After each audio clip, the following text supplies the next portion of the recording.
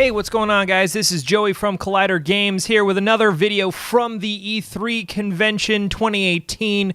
This one's a little different as far as recaps go, seeing as I'm the only one here at the PlayStation event, but PlayStation revealed a lot of cool stuff. They started off really playing everything down, saying that they weren't going to show a bunch of things. They kind of said it was going to be no new games and just elaborating on existing announcements, focusing on their big four things. That's not exactly what we got. We're going to go a little in depth into what they showed.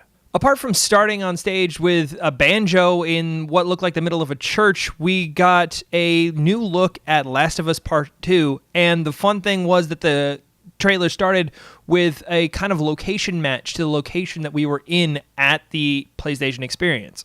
We get to see a new lighter side to Ellie as it's not focused on as much turmoil as is in Last of Us Part 1, and then eventually we cut to the gritty real world of Last of Us Part 2.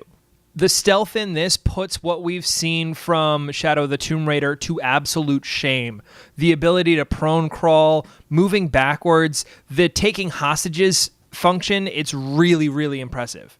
There are a lot of things that were in Last of Us 1 that have been heightened here. We see Ellie pulling arrows from dead bodies to be able to use with her bow, but we also see her pulling arrows from wounds to help her heal. I do think it's interesting, however, that we haven't seen clickers in the Last of Us 2 stuff that we've seen so far. After that, everyone on location was shuffled into a different venue, and if you were watching the stream, you got some information about a new game plus in God of War. That means that all the items that you've collected and the upgrades that you've got, you can play the game with those from the beginning. We also got the announcement that Black Ops 3 is headed to PlayStation Plus, so you can download it for free. People watching the stream got a quick look at Destiny 2 Forsaken, a cinematic trailer that showed what looked like the death of Cade. Then cutting back into our new location where we got some Japanese woodwinds to herald the beginning of the segment that was dedicated to Ghosts of Tsushima. This Sucker Punch game is set during the Mongol invasion of China. This is a beautiful looking game. I have in my notes here the words cinematic as fuck, and I believe that describes it accurately. The gameplay was seamless, the takedowns look really smooth. Grappling, climbing, and stealth, there's also a slow-mo multi-takedown function, which is really, really cool. The style of this game is just something I'm really excited for, and I've been a big fan of Sucker Punch since the first things they did on the PS4 at launch. We got a quick tease of what looks like a surreal third-person shooter from Remedy and 505 called Control. That game won't be out till 2019. The next thing we got was a rat's perspective of a fight in what looked like a back storeroom, and it turned out that this game was Resident Evil 2. Yes, we got a remake of the original Resident Evil 2 coming to PlayStation 4. Not until January 2019, though. Next up, we had a quick announcement from Justin Roiland and Squanch Games, a game called Trover Saves the Universe. After that, we saw a bit more of Kingdom Hearts 3. This time, we're seeing the Pirates of the Caribbean world and the way it interacts. We also saw footage of Axel and Kairi. We got an announcement of a limited edition Kingdom Hearts PS4 Pro. Then we got the Death Stranding trailer. And, oh boy, I am so lost for words on this. Hideo Kojima and Guillermo del Toro together on one project is crazy enough, and we've been excited for that since PT.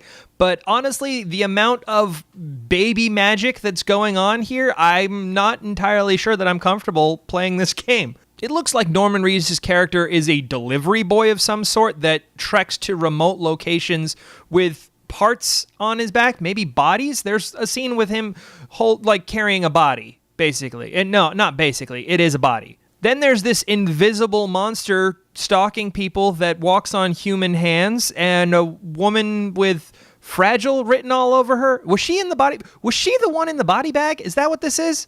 There's plenty of references to the passage of time and something that fasts forwards whatever it touches. So there is going to be an element of time control to the game and to the story narrative. Also, there's a weird light projector that Norman Reedus' character has that shows an alternate universe of tethered bodies that try and drag you down into some ugly muck. And of course, this light looks like it's powered by babies. But if you don't want your technology to be powered by babies, then you could always just eat.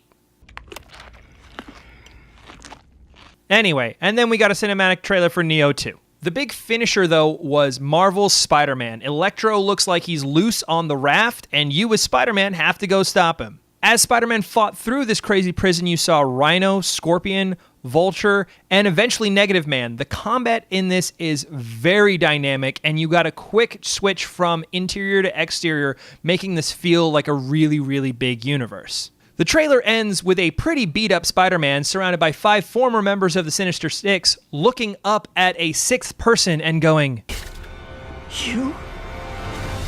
I know that's a lot of information to be dumped at once, and for a conference that said they weren't going to offer a lot, we certainly got more than we deserve. Personally, off this list, I'm most excited for Ghost of Tsushima. The gameplay and cinematics looked absolutely gorgeous. The style in it is beautiful. Sucker Punch is a beautifully gorgeous studio. I loved what they did in Infamous Second Son, and I'm excited to play it on the con floor.